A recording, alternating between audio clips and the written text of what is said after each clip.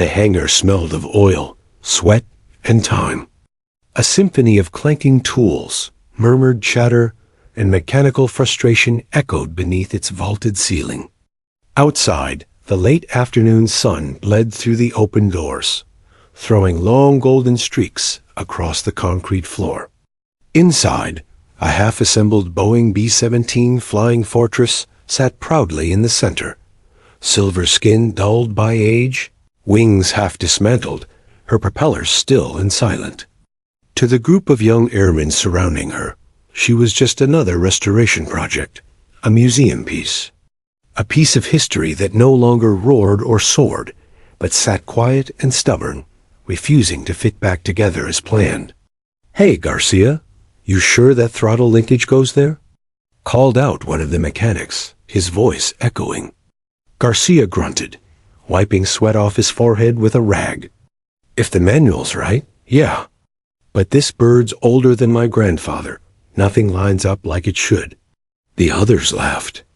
"Maybe your grandfather should come fix it," someone joked. "He probably flew one of these." They all chuckled, unaware of how close to truth that joke would soon land. As they worked, the base doors creaked open again. The sound was subtle at first, barely noticed over the noise.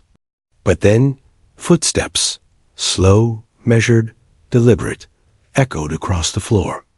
The men glanced up lazily, expecting another officer, or maybe a museum official checking progress. Instead, it was an old man. He moved slowly, leaning slightly on a cane, but his posture held something steady, the kind of composure that didn't ask for attention, but commanded it silently. His bomber jacket was old, faded to a dull brown, the leather cracked and worn smooth in places by decades of wear. His cap, a simple olive one, military issue from another century, shaded eyes that still carried the sharpness of a younger man. For a moment, no one spoke. The hum of tools and conversation paused just long enough for the sound of his cane tapping on concrete to stand out. The old man stopped beside the B-17's nose, where the words, "Lucky Lady 2," were faintly visible beneath fresh paint. His eyes traced the curve of the fuselage, and he reached out, gently placing his hand on the cold metal. "You've still got some fight in you," he murmured, almost to himself. His voice was low, soft, but steady. The nearest mechanic, a tall, broad-shouldered airman with grease on his cheeks, smirked. "Hey, sir, this area's for personnel only. Museum visitors go through the other hangar." The old man looked up, smiling faintly. "Oh, I'm not visiting. I just thought I could lend a hand." The younger men exchanged glances. One of them snorted quietly. "Sir, this isn't a car show. These engines weigh a few thousand pounds. Maybe you should sit down before you throw out a hip," another finished, laughing. The laughter rippled through the group, light-hearted but disrespectful all the same. The old man didn't react. He just brushed his fingers along the plane's wing, feeling the cool metal beneath his touch. Something about the gesture silenced a few of them. It wasn't random curiosity. It was familiarity. The way his hand lingered near the engine mount, the way he crouched slightly to inspect the gear struts, it looked like muscle memory. Still, one of the younger mechanics couldn't resist teasing. "You know, sir, this is a B-17 Flying Fortress. She's from World War II, probably before your time." The old man looked up again, his blue-gray eyes meeting the airman's. For a moment, there was no sound in the hangar. Then he smiled, faintly but firmly. "Yes," he said softly. "I remember." The answer was strange, too calm, too confident, and it drew quiet curiosity from a few others. Garcia, who'd been working nearest the nose, leaned in a bit.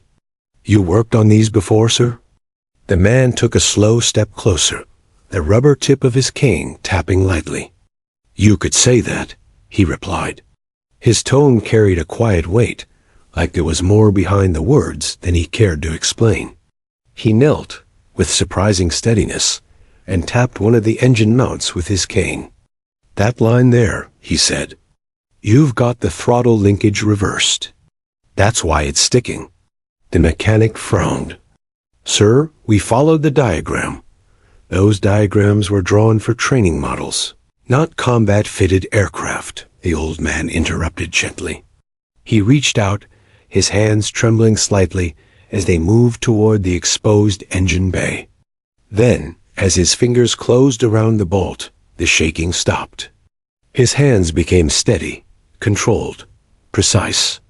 The men around him watched in silence as he loosened a connection, realigned a cable, and tightened it in one smooth motion that looked almost rehearsed. "There," he said, stepping back. "Now the throttle should slide clean." One airman tested it, and it did, perfectly, smooth as new. "How the hell did you?" The old man didn't answer. He just smiled again, faintly, his eyes flicking toward the insignia painted on the plane side, the faded emblem of a flying fortress against a cloud of smoke. He muttered something under his breath, something the young men couldn't hear.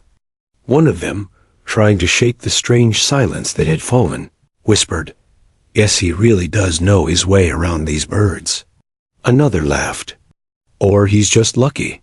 But deep down, even as they tried to shrug it off, something had shifted. The air felt different.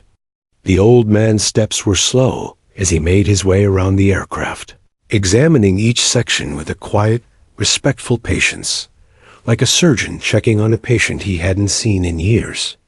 He paused at the nose gunner's position, his expression softening. "Used to sit right there," he said quietly, almost as if talking to someone only he could see. Garcia tilted his head. "You mean, you flew one of these?" The man gave a small nod, still staring at the nose turret. "Once," he whispered. "A long time ago." The young airman stood still now, not laughing, not smirking, just listening. He took a step back, resting both hands on his cane. "It's good you're bringing her back," he said. "Don't let her die in silence. These old birds, they remember things." Before anyone could ask more, a voice boomed from across the hangar. Colonel Whitaker approaching. Everyone straightened instinctively. The old man, however, didn't move, didn't even turn. He kept his eyes fixed on the B-17. The colonel strode in tall, crisp uniform, sharp presence, surveying the hangar. His gaze locked immediately on the stranger near the aircraft. His brows furrowed. "Who is that man?" Garcia stepped forward. "Sir," he said, he just wanted to take a look. Thought he could help. The colonel started toward them, but before he could reach the group, his eyes caught something, a small patch on the old man's faded jacket. It wasn't a base logo. It wasn't decoration. It was a pair of silver combat wings, tarnished but unmistakable, with 3 tiny stars above them, the mark of a veteran who had flown and survived multiple bombing missions in combat. The colonel stopped mid-step. His expression changed. "Wait," he whispered under his breath. "Those wings?" The old man finally turned to face him, the faintest smile tugging at the corner of his lips. "Beautiful bird, isn't she?" he said softly. The colonel's eyes widened, as if a ghost had just spoken. For a long, breathless moment, no one in the hangar said a word. The laughter, the noise, the arrogance of youth, all of it fell away, leaving only the hum of memory in the air. The old man reached out once more and laid his hand against the plane's nose. "She still remembers," he murmured. And for the first time that day, the hangar felt sacred. Morning light spilled across the hangar's metal rafters, striping the concrete floor with gold. Dust floated through the beams like suspended memories. The airmen, still uneasy from yesterday's encounter, moved slower than usual. Nobody joked anymore. The old man had left without a word, and yet his presence lingered, an echo in the hangar, a silence that demanded respect. Garcia checked the throttle assembly again, half hoping yesterday's lucky fix had been coincidence. It wasn't. The mechanism slid smooth and sure, every motion precise. He couldn't explain it. The old man had touched it once and made it right, as if he'd been born inside that engine. Guess he knew something, muttered Private Daniels, the youngest of the bunch. His voice carried nervous admiration. Who was that guy? No one answered. Even jokes felt wrong now. Then, just before noon, the hangar doors creaked open again. The sound was slow, heavy, familiar. Every head turned. There he was, Kane, in one hand, tool satchel in the other, bomber jacket zipped halfway, a pair of worn gloves hanging from his belt. His hair caught the light like silver wire. He wasn't smiling this time. He simply looked determined, as though something unfinished had brought him back. "Morning, gentlemen," he said, his voice low but clear. "I heard she's still giving you trouble." Garcia blinked. "Sir, you came back?" "Couldn't sleep knowing she's half-assembled," the man replied. He tapped the B-17's wing with his cane. "She's waited long enough." The colonel hadn't arrived yet, and no one dared stop him. Something in his quiet authority made it impossible to tell him no. He set his cane aside, slipped on the gloves, and stepped up onto the maintenance platform beside the open engine compartment. At first, everyone hesitated. It felt wrong to let a frail old man climb onto a warbird, but as he moved, their doubt faded. His steps were slow but sure. His balance, careful but confident. He handled the tools not like someone borrowing them, but like someone reclaiming an old language he hadn't spoken in years. "Grab me a 7/16", he said over his shoulder. Garcia automatically passed him the wrench. "Thank you, Sergeant," the old man added casually. Garcia froze. Sergeant? No one had called him that all day. How did the old man know? He started tightening bolts along the manifold line, humming softly under his breath. The tune was faint something vintage, maybe from a radio show decades ago. The airman watched as his trembling hands steadied with every turn of the wrench. The shake vanished completely. What replaced it was precision, a rhythm, an instinct. The hangar filled with the clicking of tools and the low rasp of breathing. "Hey," whispered Daniels to Garcia. "Look at his hands. Not shaking anymore." Garcia nodded slowly. "That's not luck," he murmured. "That's training." The old man kept working, pausing only to adjust his angle or wipe oil from the engine mount. His fingers moved like they'd been here before, knew every groove, every hidden bolt, every quirk of this machine. He didn't second-guess. He simply knew. He leaned closer to the intake valve, listening not with a mechanic's ear, but with a veteran's intuition. Then he tightened one final bolt and stepped back. "That's what was holding her breath," he said quietly. "You can start her later. She run clean now." Garcia opened his mouth to ask how he could possibly know, but stopped. There was something sacred about the old man's confidence. "You didn't question it?" "Sir," Daniel said, trying to break the silence. You worked on these before?" The man gave a small, almost private smile. "I worked in them, son," Daniels frowned. "In them? You mean..." Before he could finish, the heavy door at the far end swung open again. A sharp voice cut through the air. Colonel Whitaker entering. Every airman stood at attention. The old man didn't. He stayed beside the B-17, one gloved hand resting on her aluminum flank. Whitaker's boots clicked across the floor as he strode forward. His eyes swept the hangar and narrowed the instant he saw the old man again. He hadn't expected him back. "Gentlemen," he said evenly, "why is this civilian working on my aircraft?" No one spoke. The colonel's tone was controlled, but it carried authority. The old man turned slowly, unbothered, as if he'd been waiting for this conversation. "Colonel," he greeted calmly. "Didn't mean to intrude. Just thought I'd help." Whitaker frowned. "And you are?" The old man looked at him for a long moment, then extended his grease-stained glove. "Harold Benson, sir. Staff Sergeant. Air Corps." For a few seconds, the colonel just stared.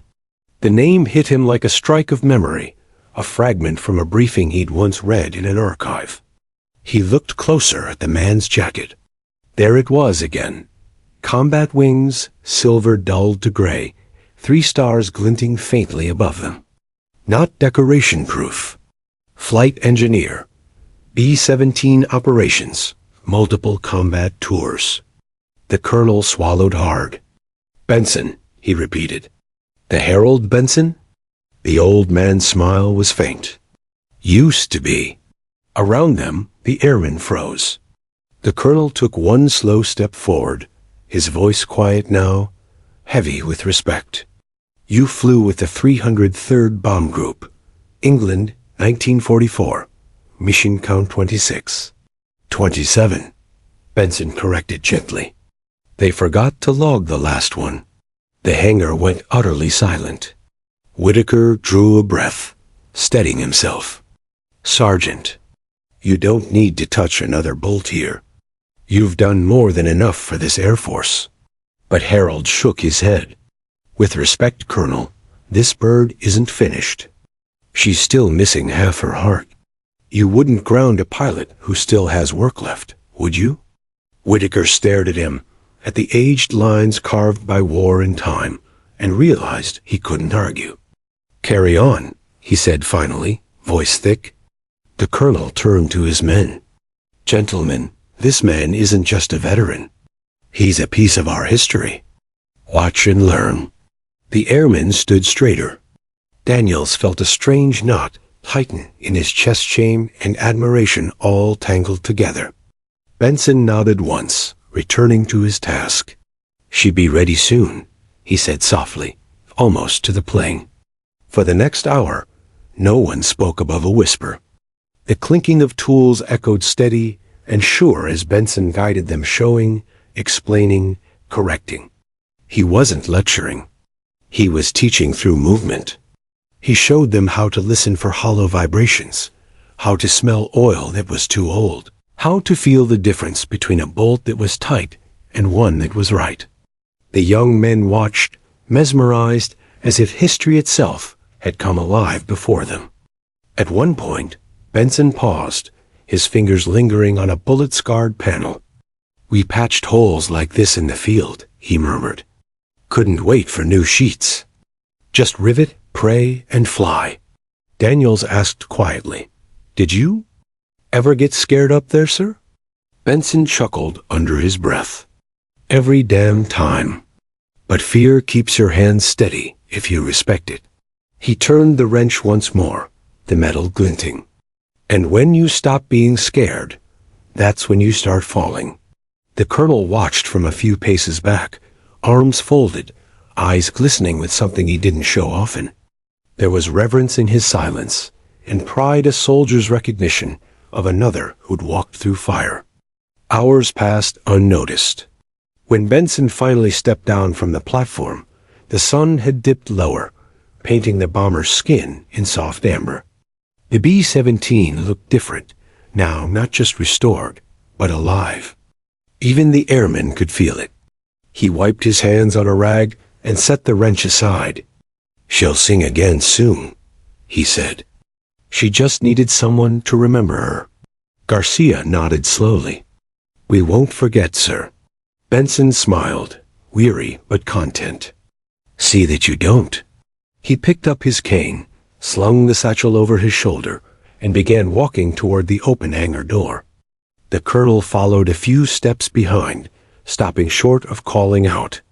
Somehow, it felt wrong to interrupt the quiet dignity of that exit. As Harold reached the sunlight, the colonel finally spoke. "Sergeant Benson." The old man turned slightly. "You'll be here tomorrow?"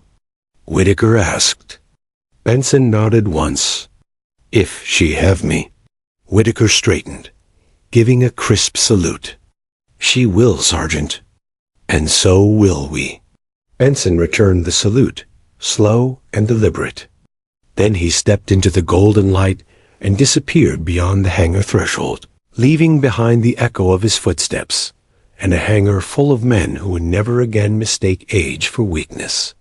When the last rays of daylight faded from the B-17's wings, Garcia spoke softly, almost to himself.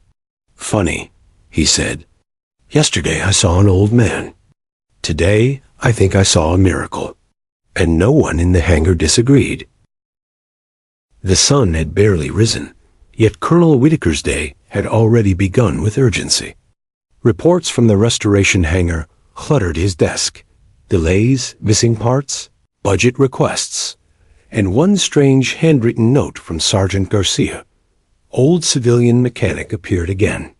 Claims to have flown on B-17s. Calls himself Harold Benson. Knows the aircraft like the back of his hand. Whitaker frowned at the name. Something tugged at his memory, a faint, buried recognition. He set the note aside, straightened his uniform, and made for the hangar. The base was quiet at that hour, a thin fog curling across the tarmac. As he approached the open bay doors, the smell of oil and steel hit him like nostalgia and duty blended together.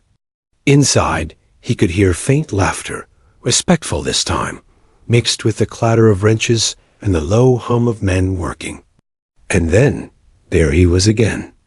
The old man.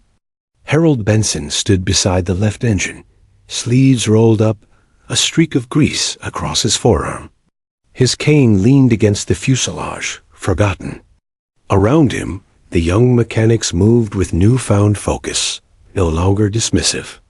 They handed him tools without question, watching how his wrinkled hands moved, slow, deliberate, flawless.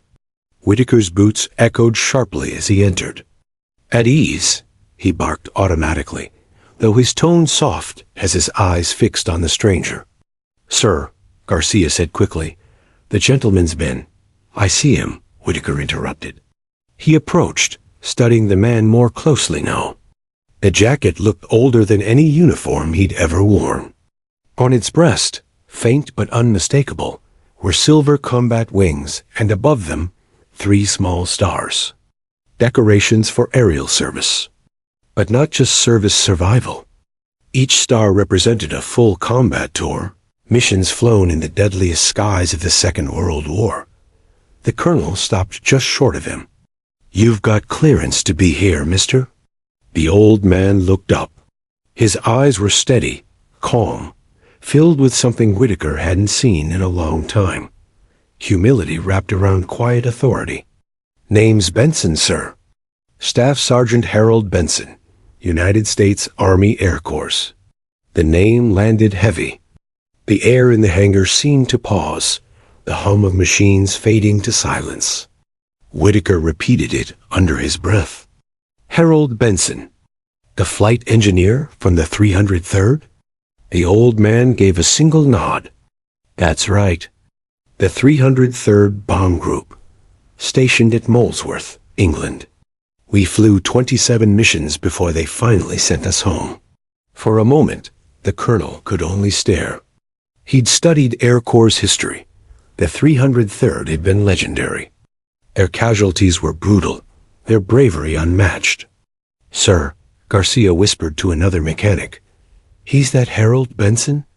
Whitaker ignored the chatter and took a slow breath. "I read about your unit," he said. "Lucky Lady 2, wasn't it? Shot down over Bremen."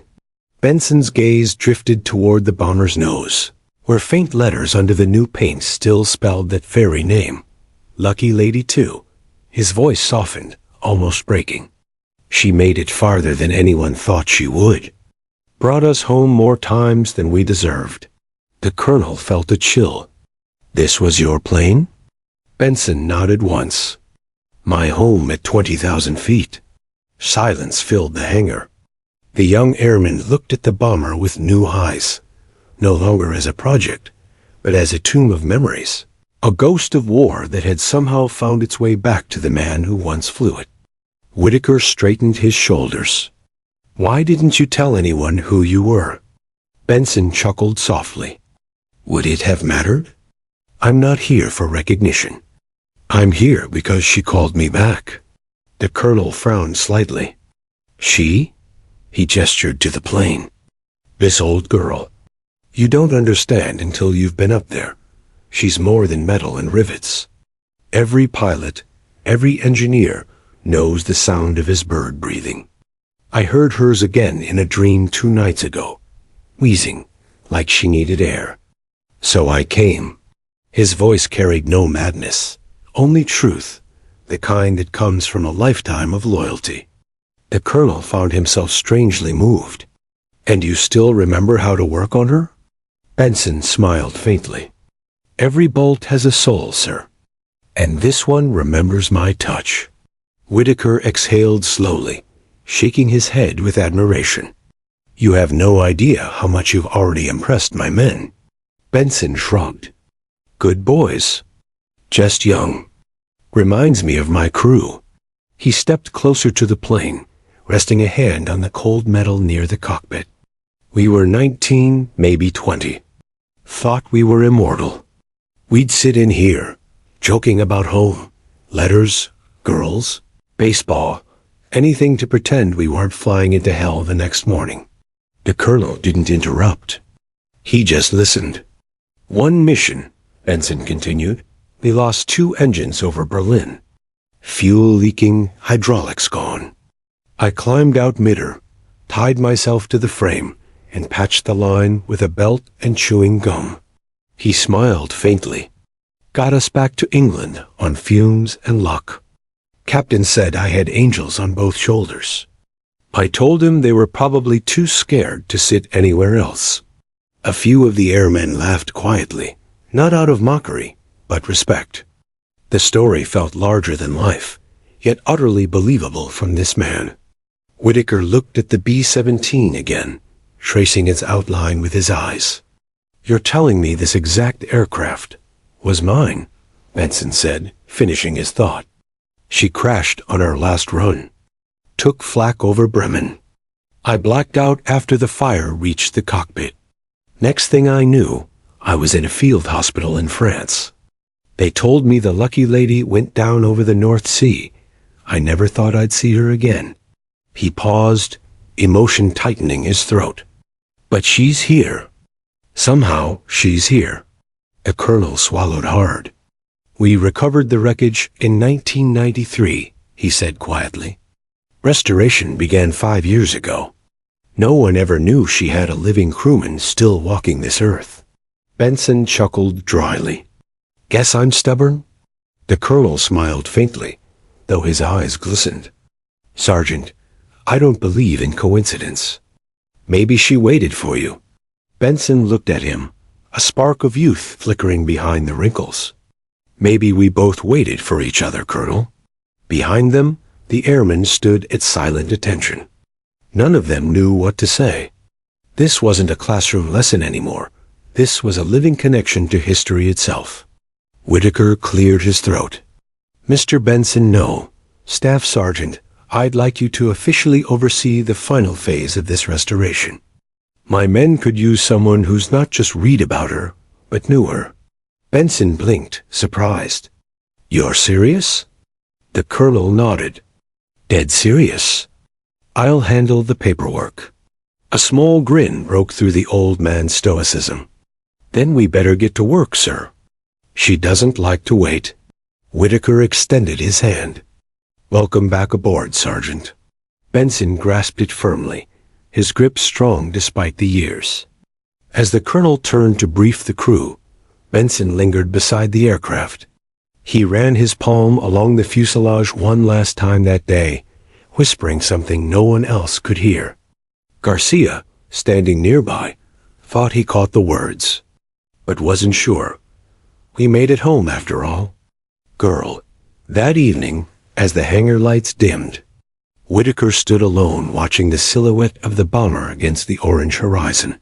He wasn't sure what haunted him more, the fact that fate had brought Harold Benson back to the very plane that nearly killed him, or the quiet realization that history itself had just walked through his hangar and picked up a wrench. The next morning, the hangar smelled of oil and old memories. Dew clung to the wings of Lucky Lady 2, and the sunlight that poured through the high windows made her aluminum skin shimmer like something alive. Harold Benson was already there before anyone else, leaning against a crate, sipping from a chipped metal thermos. He watched the bomber in silence, as if afraid that if he looked away, she might vanish again. When Colonel Whitaker arrived, he found Benson standing by the nose of the aircraft, gently wiping a faded line of paint, the name Lucky Lady 2, still barely visible beneath decades of dust and rust. "She's beautiful," the colonel said quietly. Benson gave a faint smile. "She always was, even when she was bleeding oil and losing altitude." Whitaker stepped closer. "You slept at the barracks last night?" The old man chuckled. "Didn't need to. I sat right here. Felt like I owed her that much." The colonel nodded respectfully. "My men have been talking about you all morning. You've made quite the impression." Benson shrugged, his eyes never leaving the plane. "They're good boys. Remind me of my crew." Whitaker glanced toward the open doors, where the mechanics were gathering tools. "Tell me about them," he said. "Your crew." For a moment, Benson said nothing. Then, his weathered face softened with nostalgia and pain. "There were 10 of us," he began slowly. "We called ourselves the 10 Lucky Men. Kind of ironic, looking back." He chuckled dryly. "Our pilot was Captain Frank Delaney, Irish kid, fearless. The kind of man who'd joke, even when flak was tearing holes through the wings. Then there was Davis, the co-pilot, calm, precise, a balance to Delaney's wild streak. Tommy Reeves handled the radio, always humming Sinatra into the mic like we were broadcasting from heaven. And the gunners, Jenkins, Morales, Albee, and Clark. Kids, really. Barely shaving, but with nerves of steel. We were family." He paused, his eyes glistening. "And there was one more, Ellie." Whitaker frowned slightly. "Ellie?" Benson smiled faintly. "Lieutenant Eleanor Walsh, flight nurse. She wasn't on our crew officially, but she patched us up more times than I can count. After Bremen, she saved my life." The colonel leaned against a workbench. "Bremen," he repeated. "That was the mission you never came back from." Benson's expression hardened. "That's the one." He stared into the distance, lost in the smoke and fire of another lifetime. January 11th, 1945. We are ordered to hit a munitions plant outside Bremen. Thick cloud cover, flak like hail. We were on our 27th mission. One more, and we'd be sent home. Delaney said he'd take us out for steak and whiskey once we landed. We all believed him. The hangar grew quiet, every mechanic pretending to work while secretly listening. "We lost the first engine before we hit the target," Benson continued. Number 2 went out 10 minutes later. Delaney wanted to turn back, but command ordered us to press on. Half the formation scattered in the clouds. We dropped the payload blind and prayed it hit something worth the trouble. Whitaker watched the old man's trembling hands. "Then the flak tore through the belly," Benson said, his voice rough. "We lost hydraulic pressure. Smoke filled the cockpit. The right wing was on fire. I grabbed the extinguisher, crawled under the panel, and saw the line busted clean through. I tried to seal it, but..." He stopped, taking a slow, shaky breath. "A shell hit the fuselage. The noise. I still hear it sometimes. Like God himself split the sky." Whitaker felt the weight of every word. "I woke up hanging halfway out of the open hatch," Benson whispered. "Parachute half deployed. The plane was spinning, on fire, screaming. I remember looking up and seeing Delaney still inside. He was trying to level her long enough for the others to bail. Then there was light, and nothing." Silence stretched for several seconds. Only the faint hum of the base generators filled the air. When Benson finally spoke again, his voice was softer. "They told me later they pulled me out of the wreckage near the coast of France. Broken ribs, burns, concussion. Ellie was there. She stayed with me for weeks. But when I woke up fully, she was gone. And so was Lucky Lady too. They said she'd gone down in the sea." Whitaker nodded slowly. "But she didn't." "No," Benson said, shaking his head. "She didn't. Somehow she survived, just like I did." The colonel hesitated. "What happened after the war, Sergeant?" Benson's gaze fell to the floor. "I went home to Iowa. My parents were gone. My brothers had families. The world had moved on. I worked odd jobs, but nothing felt right.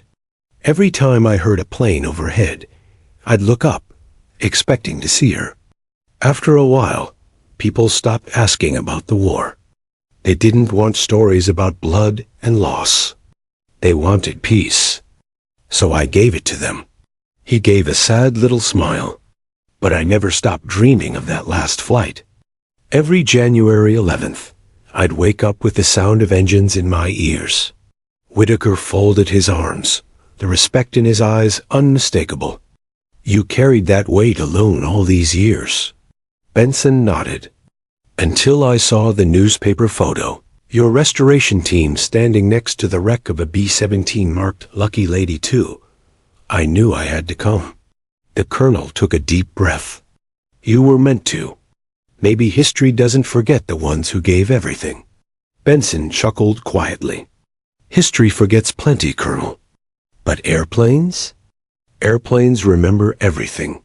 The younger men in the hangar stood still, absorbing every word like a sermon. Even the wind seemed to hush. Whitaker finally broke the silence. "You mentioned a nurse. Lieutenant Walsh. Did you ever find out what happened to her?" Benson's eyes clouded. "No, she disappeared after the war. I searched for years. Records, hospitals, veterans' bulletins, nothing. Maybe she moved on. Maybe she didn't make it. But she's part of this story too, whether anyone remembers her or not." The colonel placed a hand on the old man's shoulder. "Then we'll remember her, Sergeant. And your crew. When this plane is finished, their names will be carved on her fuselage, right where they belong." Benson looked up, emotion breaking through his composure. "You'd do that?" "Count on it," Whitaker said firmly. "We're not just rebuilding a plane. We're rebuilding a promise." The old man nodded slowly, his voice thick. "Then let's make her fly again. Not in the air, maybe, but in the hearts of anyone who sees her." Whitaker extended his hand. Benson took it, their handshake long and silent, one of mutual understanding between two soldiers divided by time, but united by duty. As the colonel left to brief his superiors, Benson turned back toward Lucky Lady 2. His reflection shimmered in her metal skin. Two ghostly figures, the young flight engineer he once was, and the old man he'd become, staring back at each other. He whispered, "We're almost home, Frank. I'll get her ready for you." Outside, the sun had risen high, flooding the hangar in light. The old bomber gleamed like new. But if you listened closely, beneath the echoing clang of tools and the hum of engines, you could almost hear something else. The faint rhythm of 4 propellers turning in perfect harmony. And maybe, just maybe, a woman's voice, soft and steady, whispering through the wind, "Hold on, Harold. Just a little longer?" 3 weeks had passed since Harold Benson had stepped into the hangar and changed everything. The restoration of Lucky Lady 2 had transformed from a mere project into a mission, a sacred duty. Every mechanic, every airman, every officer now worked with renewed reverence. They weren't just fixing an aircraft. They were resurrecting a piece of history that had somehow found its way back home. By now, the bomber's skin gleamed with fresh polish. The engines had been restored to silent perfection, And Benson, though nearly 88, was there every day, moving slower than the others, but with a precision none could match.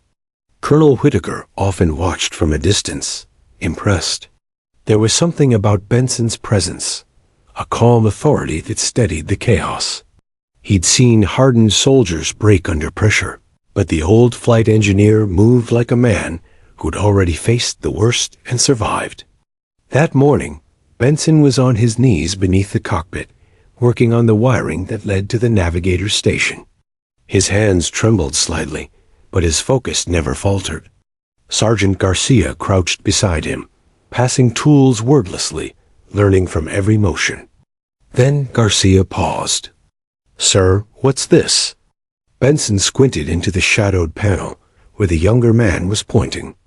There, tucked behind a set of corroded wires, was something small, a metal tube sealed with a faded leather strap. Benson's heartbeat quickened. "Careful," he murmured. "Pull it out slowly." Garcia did. The tube was dusty, but intact. Benson wiped it clean with his sleeve and felt the engraving beneath his fingertips, faint but unmistakable. It read, "Crew of Lucky Lady 2, January 11th, 1945. His hands froze. For a moment, the hangar disappeared. The years dissolved. He could almost hear the roar of engines, the shouts of his crew, the whine of wind through bullet holes. Garcia's voice broke through the silence. "What is it?" Benson's throat felt dry. "It's a message," he whispered. "We used to seal notes inside the frame before long missions, just in case. We didn't come back." Garcia swallowed hard.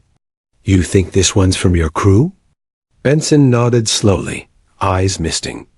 "There's only one way to know."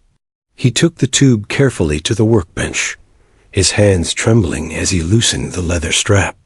The cap came free with a faint pop, releasing a puff of stale air that smelled faintly of oil and paper. Inside was a single rolled sheet of parchment, browned by time. He unrolled it delicately, revealing faded handwriting scrawled in pencil. The letters were shaky, but legible. At the top, in bold strokes, was written, "To whoever finds her, the story of the Lucky Lady 2. Benson read in silence, his eyes racing across the page. As he did, the color drained from his face. Whitaker, noticing from across the hangar, hurried over. "What is it, Sergeant?" Benson didn't answer immediately. He just handed the note to the colonel, his eyes fixed on the bomber as if seeing ghosts. Whitaker began to read aloud. "January 11th, 1945. This is Captain Frank Delaney writing. If anyone finds this, it means the Lucky Lady went down. We've taken heavy flak over Bremen. Engines failing. Crew status: 2 wounded, 1 missing. We're losing altitude fast. Benson's trying to patch the hydraulics. Damn fools got more courage than sense. If we don't make it, tell his family he saved every one of us. The man's the heart of this ship. Lieutenant Walsh is here too. She came aboard last minute to help tend the wounded. She shouldn't have been here, but she refused to let us go alone. She said, if my boys are flying into hell, I'm flying with them. If this note survives, so does our story. The Lucky Lady II was more than a plane. She was home. Captain Frank Delaney, 303rd Bomb Group. When Whitaker finished, the hangar was silent. Even the air seemed to hold its breath. Benson stood motionless, his eyes glistening with tears that refused to fall. She was there, he whispered. Ellie was on board. Garcia looked stunned. Sir, you said she wasn't part of the crew. She wasn't supposed to be, Benson said softly. She must have snuck aboard at the last minute. I told her to stay behind, but Ellie never did what she was told. He laughed weakly, the sound breaking halfway into a sob. Whitaker folded the note carefully. This belongs in a museum, he said gently. Benson shook his head. No, sir. Not yet. This note isn't an artifact. It's a voice. And I'm not ready to silence it again. The colonel understood. He set the message back into Benson's hands. Then we'll keep it here until she's complete. The plane deserves to keep her story close. That night, the colonel stayed late in his office, rereading the letter under the desk lamp. He couldn't shake the image of a young nurse, climbing aboard a bomber she knew might never return. There was something deeply human and haunting about her bravery. Meanwhile, in the hangar, Benson sat alone beneath the nose of Lucky Lady 2. The lights were dim, the base silent except for the occasional creak of metal settling into place. He read the letter again and again until the words blurred through his tears. He could almost hear Delaney's voice, feel Ellie's hand on his shoulder. He spoke softly into the still air. "You kept your promise, Frank. You got them home. And Ellie? I'm sorry I didn't know. You were there the whole time." His hand rested on the cold fuselage. "We'll finish what we started. I swear it." As he spoke, a faint noise echoed from inside the bomber, like a gentle rattle or a breath. He froze, listening. But when he looked, nothing was there. Only shadows and silence. Still, he smiled faintly. "Yeah," he whispered. "I hear you." The next morning, the story of the letter spread across the base. Even high-ranking officers came to see the restored B-17 that had revealed a message from 1945. Newspapers called it the plane that spoke. Veterans began visiting, some in tears, others saluting quietly before the nose art. But for Benson, it wasn't fame or attention that mattered. It was closure, and yet something still gnawed at him. There was one question the letter didn't answer. "Why?" he asked aloud one afternoon, staring at the plane. "Did she survive the crash?" Colonel Whitaker turned toward him. "What do you mean?" "The record said she went down over the North Sea," Benson said. "But she was found inland, in a field nearly intact. Engines ruined, yes, but fuselage solid. It doesn't make sense. Someone must have landed her." Whitaker frowned. "You think one of your crew survived?" Benson nodded slowly. "Or maybe she landed herself." The colonel smiled faintly. "You think the Lucky Lady had a soul, Sergeant?" Benson's expression was dead serious. "I know she did." That night, as the two men walked out of the hangar together, the bomber loomed in the darkness, her polished skin reflecting the floodlights like a sleeping giant. Behind the glass of her cockpit, a faint glimmer appeared. A reflection, perhaps. Or maybe something else. A light that pulsed once, soft, golden, before fading away again. And though neither man saw it, a single folded photograph, yellowed with age, slipped loose from behind a panel near the navigator's seat. It drifted silently to the hangar floor. In it, 10 smiling airmen and a young nurse posed proudly beside their bomber. Scrawled across the bottom in faded ink were 6 words: "We'll find our way home, together." The hangar was quiet again. The air smelled faintly of oil, paint, and the ghost of rain from the night before. Only a single lamp burned above Lucky Lady 2, casting long shadows across her silver skin. Colonel Whitaker had gone home hours earlier, but Harold Benson remained, as always, sitting beneath the wing, staring at the airplane like a man guarding an old friend's grave. He should have been asleep. At his age, the long hours took their toll. But something about tonight felt unfinished. He stood slowly, his joints stiff, but his purpose clear, and reached for the flashlight on the bench. He aimed the beam toward the navigator's station, where he'd been working earlier. Something small caught the light, a scrap of yellowed paper lying on the floor near the landing gear. He bent down, picked it up carefully, and froze. It wasn't a scrap of paper. It was a photograph. The edges were curled, the corners cracked. But the image was unmistakable. 10 young men and 1 woman, standing in front of Lucky Lady 2. The nose art was freshly painted, the faces full of confidence and light. He recognized every one of them. Delaney, Reeves, Morales, Davis, and himself. And there, standing slightly apart from the men, was Ellie Walsh. Her smile was calm, almost knowing, as if she already sensed what was waiting in the skies ahead. But something else stopped his breath. A small handwritten note scrawled at the bottom in faded ink. To whoever finds us, we made it home. Benson's throat tightened. No, he whispered. That's not possible. He turned the photograph over. On the back was a date, April 1945, 3 months after the day the Lucky Lady 2 was shot down.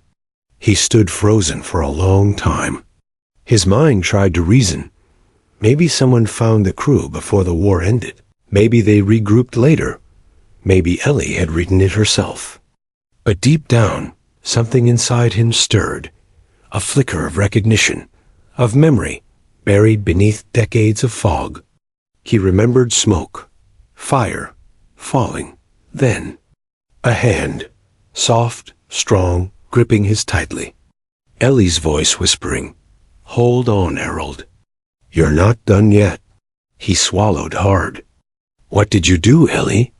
The next morning, Colonel Whitaker found Benson at his usual spot, staring at the photo laid carefully on a cloth on the table.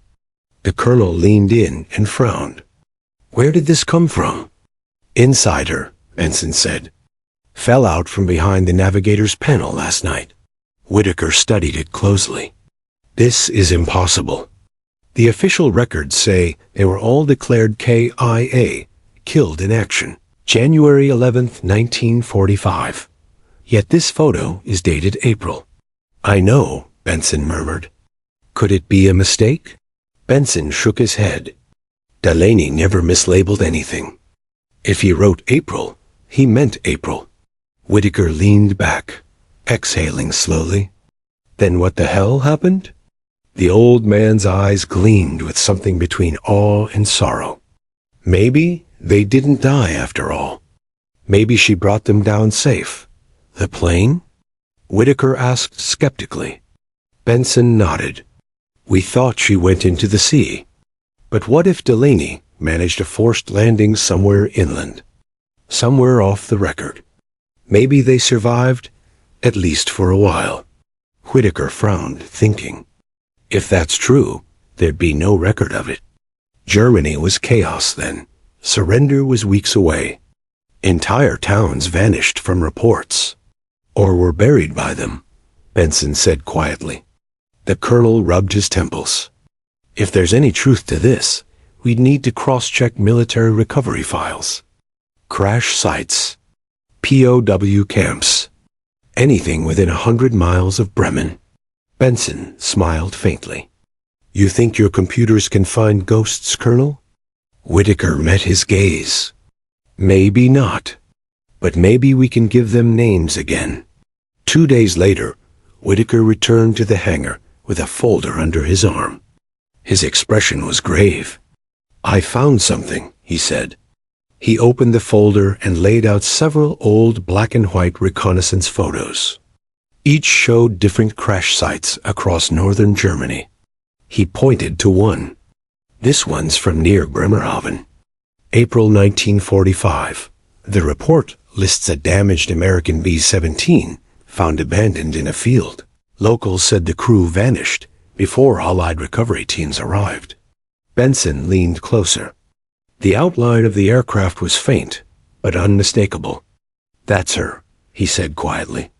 "That's the Lucky Lady." Whitaker nodded. "Here's where it gets strange. According to the report, the engines were cold when they found her. Landing gear intact. No blood. No bodies. Just empty. Empty," Benson repeated softly. He stared at the photo, heart pounding. "Then she did land herself." The colonel exhaled. "Or someone did, and left no trace. Either way, it's a miracle. Benson shook his head.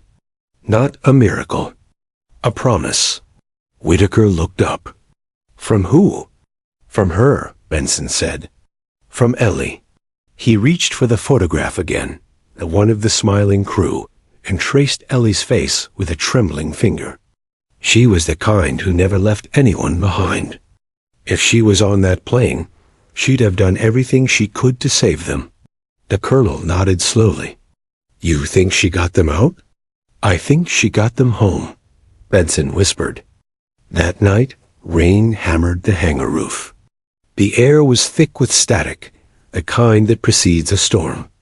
Benson sat alone again, staring at the bomber. Her metal gleamed under the flickering lights like silver lightning. He reached up and placed the photograph inside the cockpit window, right where Ellie had once stood for the photo. You kept your word, he said softly. Now it's my turn. Lightning flashed.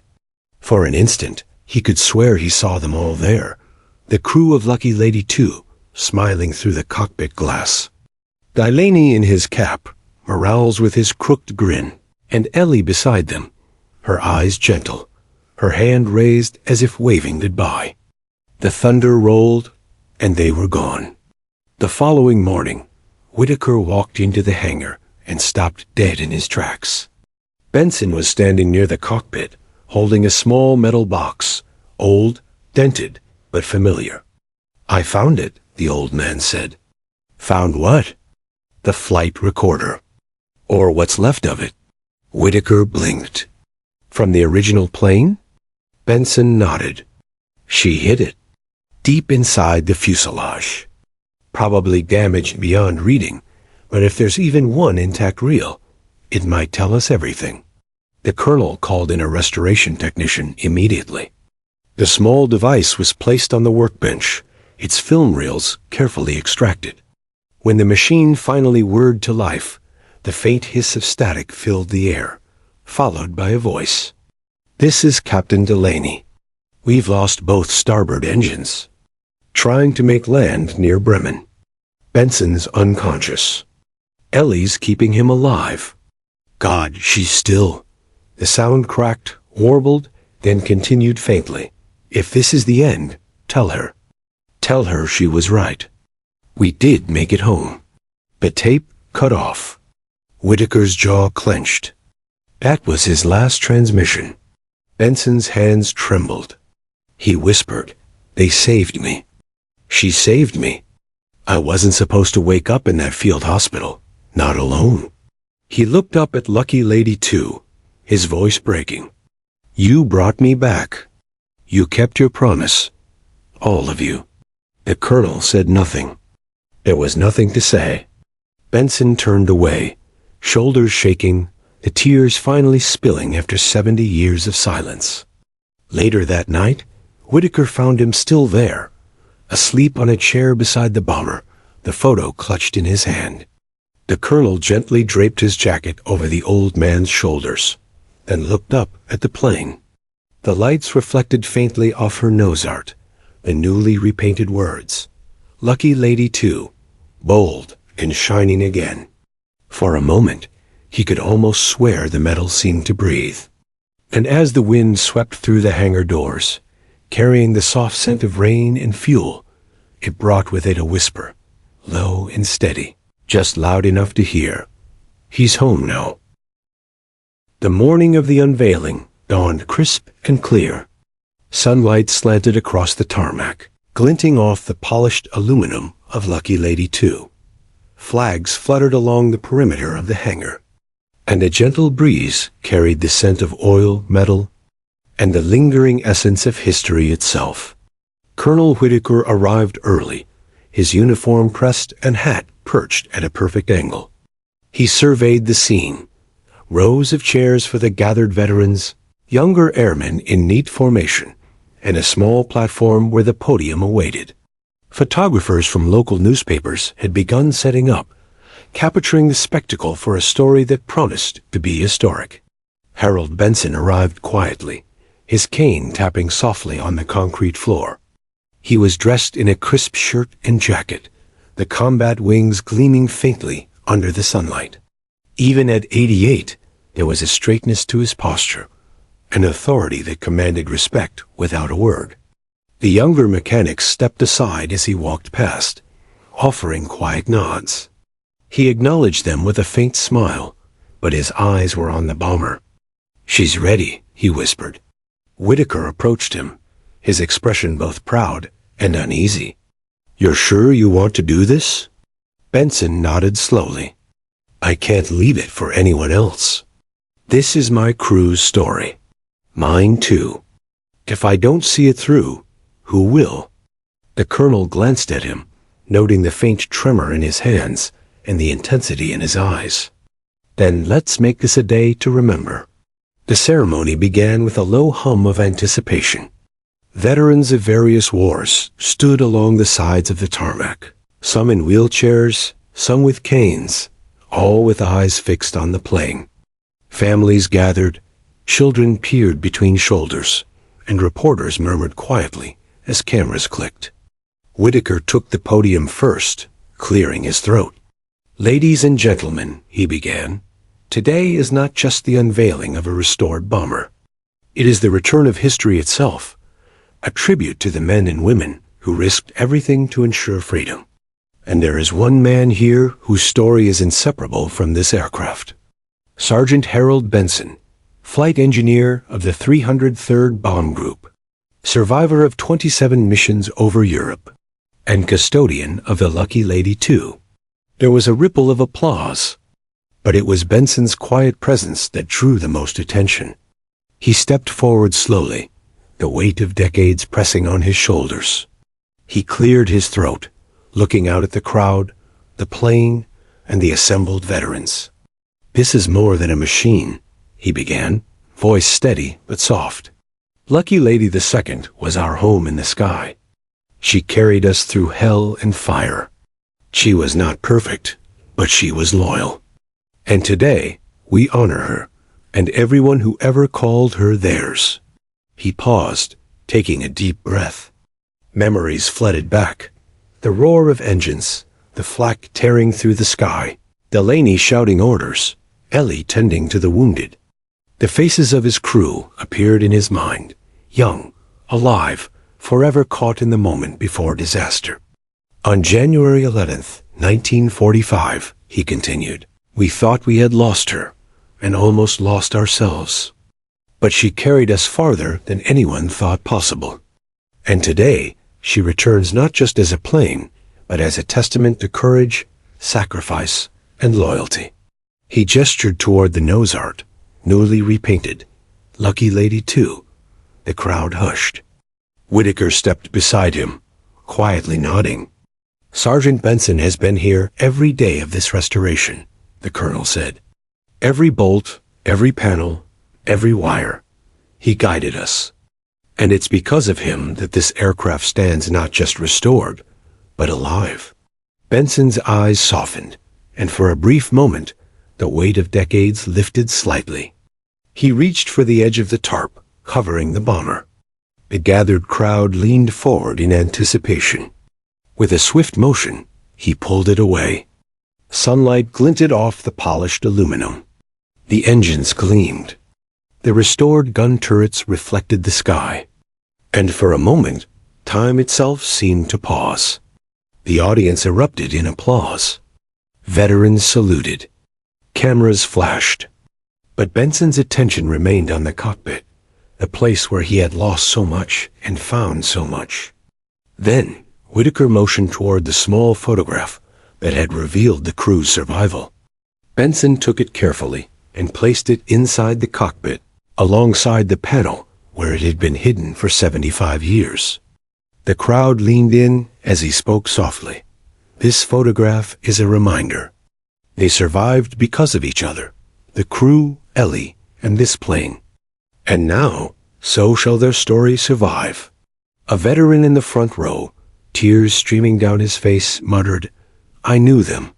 Some of them." "God bless you, Harold." Benson nodded quietly. "Thank you." After the ceremony, Whitaker led him to the restored cockpit.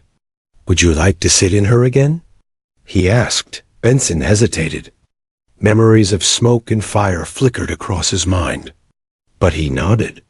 Yes, I need to see her one last time, as she was meant to be seen. He climbed the steps slowly, every movement deliberate, every breath measured. Settling into the engineer's seat, he placed his hands on the controls, remembering the feel of throttle levers beneath his fingers. He could almost hear Delaney's voice again. Hold her steady, Benson. You've got this. He looked over at the navigator's station, where Ellie would have stood and whispered, You were right. Ellie, we did make it home. Whitaker watched from below, emotion tugging at his chest. She remembers, he said quietly. Every one of them. Every mission. Every life. Benson nodded, feeling the hum of the plane beneath him, alive and present. And so will everyone who sees her. The mechanics gathered around the base of the plane, inspired by the living history they had helped restore. One of them, a young airman named Daniels, spoke softly. I didn't know what it meant to be brave before. Now I understand. Benson gave a faint smile. Bravery isn't the absence of fear. It's moving forward anyway. The day passed with speeches, photographs, and quiet reflection. Veterans shared stories of their own missions, while families of airmen listened and learned. Lucky Lady II stood gleaming under the afternoon sun, more than an aircraft, more than history, a living testament. As the ceremony concluded, Benson stepped down from the cockpit and walked slowly toward the tarmac. Whitaker followed, placing a hand lightly on his shoulder. You did them proud, Harold, he said. Benson shook his head. They did themselves proud. I was just here to remember. And for the first time in decades, he allowed himself to feel at peace. The ghosts of Bremen, the echoes of Ellie's bravery, the memory of his crew, they were all honored. They were all home. He looked back at the plane, its polished surface gleaming in the fading sunlight. And for the first time, he felt that maybe Lucky Lady II had never truly left him. The wind whispered through the hangar doors, carrying with it a faint, almost imperceptible echo. Welcome home, Harold. And in that moment, the world felt right. The sun had begun its descent, painting the tarmac in streaks of gold and crimson. The shadows of Lucky Lady II stretched long across the base, her polished aluminum gleaming as if catching fire in the light. The unveiling ceremony had ended hours ago, but the hangar remained alive with whispers, memories, and reverence. Harold Benson sat quietly in a folding chair near the bomber, the photograph of the crew clutched in his hands. Colonel Whitaker stood nearby, observing the old man with quiet admiration. No one spoke. The moment didn't need words.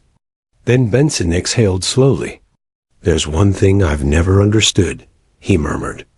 What really happened after Bremen? How did we survive? Where did Ellie go? Whitaker's gaze softened. You're about to find out, I think. Someone has been waiting to tell you. He led Benson toward the cockpit, where one of the technicians held a small metal envelope discovered tucked behind a panel inside the fuselage. The envelope was worn, its edges curled, yet the seal remained intact. Benson's hands trembled as he took it, the weight of 75 years heavy in his palms.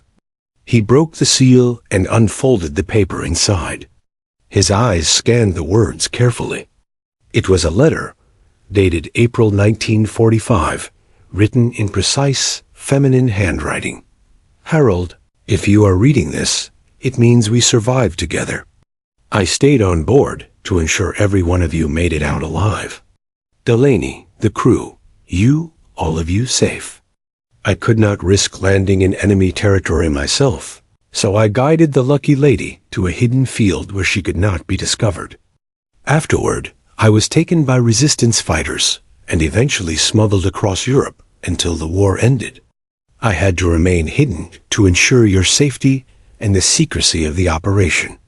Remember, Harold, courage is never wasted, and loyalty is the life that carries us home. Ellie Walsh. Benson's hands shook. His eyes filled with tears, and for the first time in decades, he allowed himself to cry openly. She saved us all, he whispered. She was there the entire time. Every moment. Whitaker placed a steady hand on Benson's shoulder. Your crew wasn't alone. She never left you. Benson's gaze shifted to the bomber, tracing her nose art, the polished fuselage, the open cockpit where Ellie once stood. She kept her promise. And so did I, we all did? The colonel nodded. And now her story can be told, fully, completely, finally. The next days were a whirlwind of preparations. Military historians, journalists, and veterans gathered to document the restored B-17 and the incredible story it carried. Yet through it all, Benson remained quietly beside the bomber, guiding the younger mechanics, telling stories of each crew member with meticulous detail. He spoke of Delaney's courage, Reeves' calm hand at the radio, Morale's wit, and Ellie's unwavering bravery. Every anecdote, every memory, stitched the crew together for the audience that had never known them. Lucky Lady II was no longer just a plane. She was a monument to survival, loyalty, and love that transcended war. One evening, Whitaker found Benson leaning against the wing, staring at the sunset. Do you ever get tired of reliving it? The colonel asked gently. Benson smiled faintly, eyes misting. No, not when it matters. The stories need to live, Colonel, even after we're gone. Whitaker nodded. And you'll make sure they do. Benson's gaze softened. Yes, but some stories, he said, his voice catching, are meant for the people who live them. Lucky Lady 2 isn't just a story for others. She's our memory, our proof that we made it home, together. The day of the final flight demonstration arrived. Though the B-17 would not actually leave the ground, the base prepared a ceremonial taxi, engines rumbling, propellers spinning, and smoke trailing for dramatic effect. Veterans lined the tarmac, and families of airmen from past generations came to witness history reborn. Benson sat in the engineer's seat one last time. The cockpit felt like home, the vibrations of the engines beneath his hands echoing decades-old memories. Whitaker stood beside him, quiet, letting the old man take the moment. He imagined the crew around him, Delaney barking orders, Morales joking, Ellie tending to the wounded. In his mind, the bomber hummed like a living thing. Then, with the engines running and the crowd holding its collective breath, Benson addressed the assembled audience. Lucky Lady 2 was more than a plane. She was our home, our sanctuary, and our witness. And though we faced fire, flak, and fear beyond measure, she brought us home and kept us together. May we never forget those who served, those who loved, and those who carried us through the darkness. The engines roared. Smoke trailed behind. The crowd erupted in applause. Tears streamed freely. Veterans saluted. Children stared wide-eyed. And Benson, surrounded by history and memory, allowed himself a final peaceful smile. After the demonstration, Whitaker approached Benson. It's done, he said softly. Her story is safe. Benson nodded, tears glinting in his eyes. Her story. And theirs. And now mine too. We can all rest. Whitaker hesitated. Are you ready to leave her? Benson looked at the bomber, his hands resting lightly on the polished metal. I'm ready to leave the past, he said. But she'll stay here, waiting. As she always has. And if I'm lucky, maybe someone else will hear her whisper and remember what it means to be brave. He stood and took a deep breath. Time to go home, he whispered. That evening, as Benson left the hangar for the last time, he paused at the edge of the tarmac. The sun dipped below the horizon, casting long shadows across the plain. The wind carried a faint, almost imperceptible sound, the hum of engines, laughter, and a soft voice. Home, Harold. We're home. He smiled faintly, feeling the weight of decades lift. For the first time in 75 years, he felt truly at peace. His crew, Ellie, and the bomber had guided him here.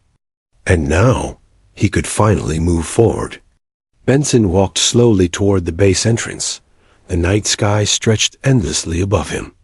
Behind him, Lucky Lady II stood proudly in the hangar, a monument to courage, loyalty, and the enduring power of memory. He paused for one final glance, whispering into the wind, "Thank you for everything." The base was silent. The plane gleamed under the last light of day.